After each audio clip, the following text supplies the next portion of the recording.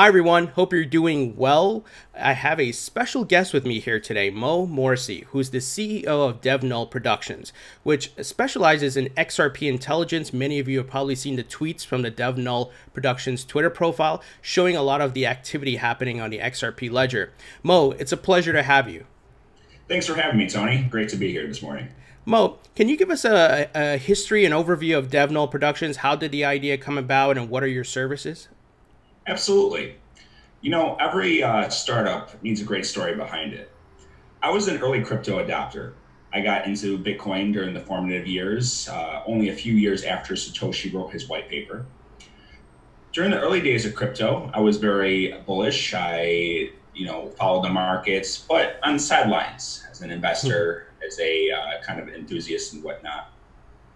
It was in 2017 that when the activity in the network really picked up, that I noticed that there were problems with the proof of work model.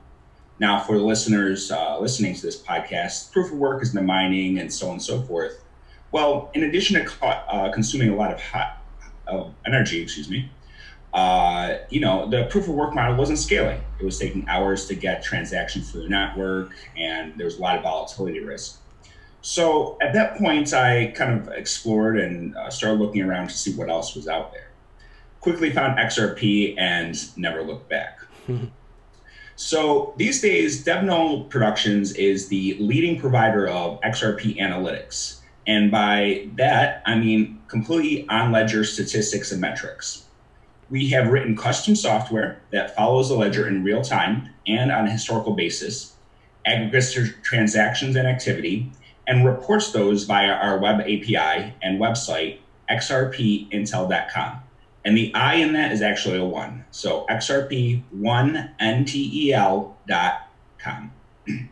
There you can see all sorts of metrics, such as how many transactions are going through the network in any given time frame, the number of accounts are being created, the types of currencies being traded, the amount of currency, the volume of currencies that are being sent to and forth between accounts. Essentially, anything which a traditional trader, investor, enthusiast, or anyone else might want to know from the network before getting involved. Very cool.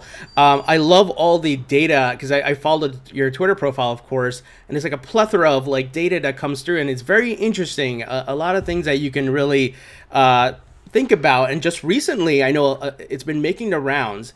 Over 367,000 Bitcoin moved on the XRP Ledger. Can you give some insight on that? Absolutely. So XRP is a very unique digital asset. Not only is it scalable and very optimized and more efficient than perhaps all other blockchains and digital assets, but you can use XRP to send and receive any amount of currency, any other currencies such as fiat, cryptocurrencies, and so on and so forth. Now, in order to do so, you need a custodian, which is referred to as a gateway on the XRP ledger. This institution manages the funds for you and kind of has it in their vault so that when you send and receive currency issued by that custodian, the funds are allocated and never leave their institution. Rather, the IOU for that fund is transferred around the network. So in this particular case, this was a metric that a lot of people noticed from a few days ago. As you mentioned, Tony, was reported on our Twitter feed. It's a little bit unclear as to who the custodian is behind that. Now, that could not be Bitcoin itself. So let's be honest here. Just because it's represented on the ledger doesn't mean it's backed by the actual asset itself. Now, the interesting thing is, regardless of whether it was Bitcoin, not Bitcoin, some other currency known as BTC, the properties of the network are completely the same. The currency was moved at the same speed, using the same security parameters and so on and so forth as anything else, as US dollars, as Ethereum, as any other issued currency on the network. So from the network's perspective, it is very optimized, it's very efficient, and it's very easy to move value around the world. So it's really up to individuals to extend trust to custodians, the gateways, which they do have trust in, that they feel are going to redeem and honor those IOUs when it comes down to cash out of the network. But again, that's up to the individuals and the custodians themselves. Very interesting. And to see that Ethereum, Bitcoin, and these, in a sense, like you said, it's being moved on there, but not truly being moved. It's kind of an IOU or whatever you may call it there. Is there any other interesting things you've seen, since you guys have been monitoring and getting all the analytics that you want to call out? Yeah, the last half year has seen a plethora of interesting activity on the network. If you go to our website, again, xrp1ntel.com, you'll see all sorts of statistics and metrics as to different currencies being moved around.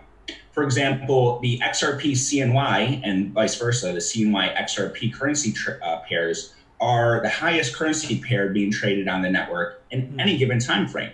So, you'll see transactions involving this currency pair several higher magnitude than other currency pairs in any given day, week, so on and so forth. During the last couple of months, the network has seen a spike in activity during certain points that was very interesting, to say the least. We saw, for example, last December, a plethora, a huge number of transactions which were actually failing to succeed in kind of satisfying the parameters which govern the network. So while the network accepted these transactions and fees were burned, every transaction burns a certain amount of XRP in fees, these transactions weren't kind of sane. They weren't valid in order to be able to transfer value from one account to another. Now, there was a lot of speculation as to what these transactions were. Some people were saying they were attacks on the network, which if they were failing because the network never went down and was completely up the entire time. Some people were speculating that these were transactions that were testing the network. These were institutions wanting to make sure the network can handle the sustained volume and activity. As of today, unfortunately, we don't have the tooling which we really need to form that kind of deep level of pattern recognition. But rest assured, DevNull Productions is working on it. Awesome. Great to hear that you guys are innovating and looking for the solutions there. So on that note, are you guys independent? Do you have any connections to Ripple? Have you ever been in contact with the folks at Ripple?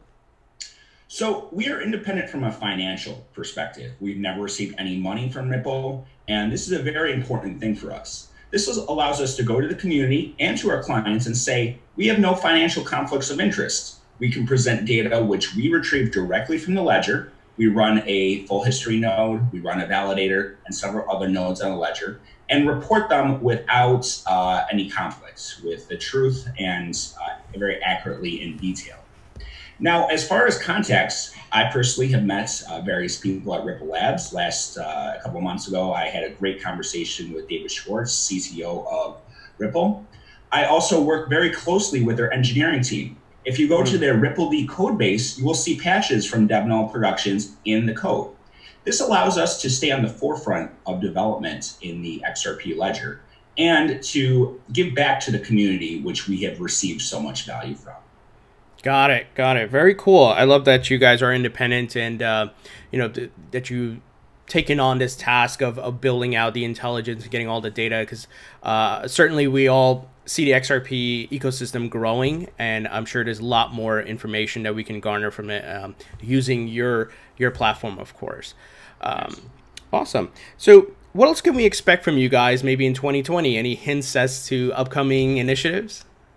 Well, Tony, I hinted at a few things earlier. We are developing many different tools around the XRP Ledger. Unfortunately, I can't reveal too much. A lot of these are being developed behind the scenes. But rest assured, in the coming months and in the coming year, we are releasing tools that are needed by the ecosystem to inspect the ledger and inspect activity, as well as visualize the data so that we can see what is going on very clearly and in a user-appealing way and friendly to all.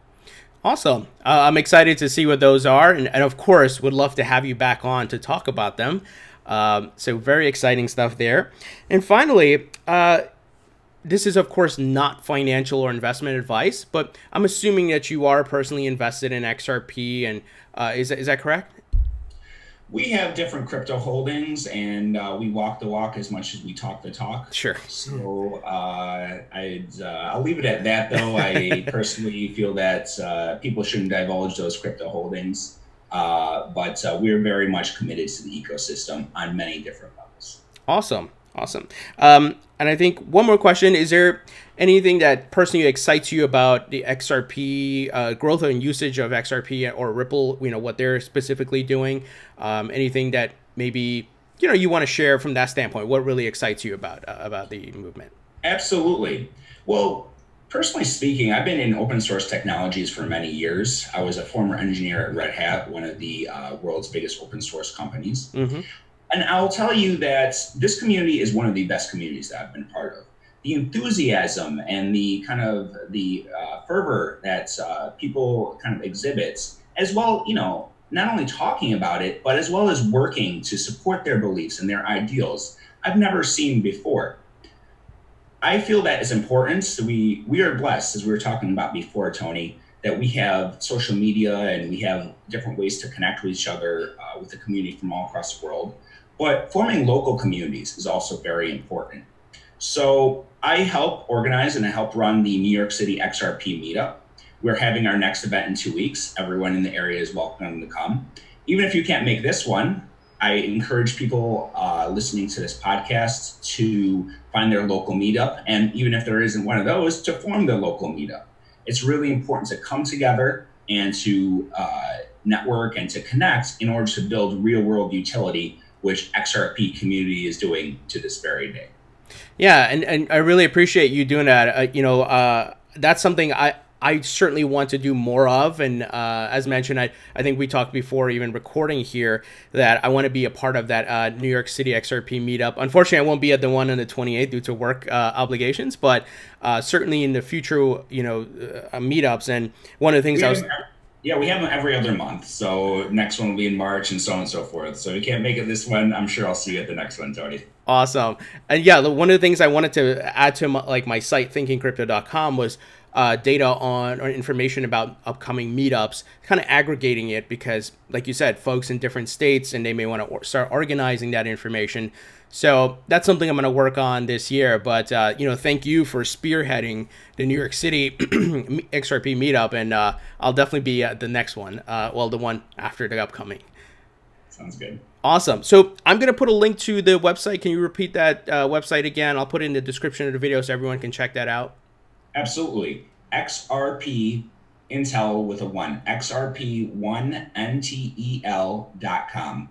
We also report our statistics via Twitter. So if you follow DevNullProd on Twitter, you'll get regular updates about Ledger activity. Awesome. I'll put both links in the description, so everyone definitely check it out. A lot of great information here being put out by DevNull. Mo, really great stuff. I love the work you're doing, and I'm excited to see what else you guys are going to release later this year. And like I said, we'd love to have you back to talk about it. So thank you so much, Mo. Appreciate it. Absolutely. Would love to be back. Thanks a lot, Tony.